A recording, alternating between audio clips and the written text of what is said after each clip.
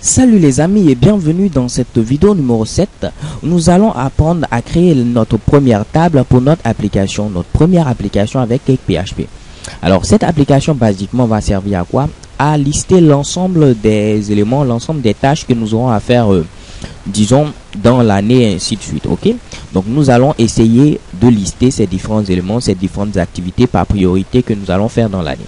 Ce sera notre première application, notre premier site web. Alors pour cela ici je vais créer une table à laquelle je vais donner ici comme nom items. Ok, donc écrivez pareillement ITEMS, n'oubliez pas le S à la fin. Je vais vous l'expliquer par la suite pourquoi il fallait écrire comme ceci. Pour l'instant il faut suivre simplement ces recommandations. Nous aurons 5 colonnes pour notre table et je clique sur exécuter. Ensuite qu'est-ce qui va se passer? Ici à ce niveau je dois mettre d'abord ID qui va représenter la clé primaire, donc ce sera un entier. Je vais mettre en auto increment à ce niveau et index primary pour dire que c'est la clé primaire. Nous aurons ensuite le name qui va représenter ici le nom de l'élément, qui sera tout simplement un varchar de 255 caractères. Donc ici je mets un varchar et je mets 255.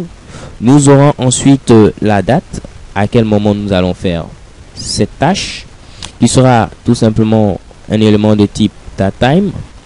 Nous aurons ensuite la priorité, donc je mets ici priority, qui sera un entier sans problème.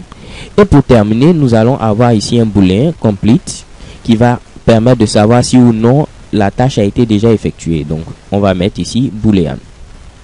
Parfait. Alors on a un identifiant, on a un nom, on a une date, une priorité et on vérifie avec le booléen si la tâche a été complétée ou non. On clique ensuite sur sauvegarder et voilà, chez Kebam nous avons ici notre table qui va nous servir ici pour notre première application.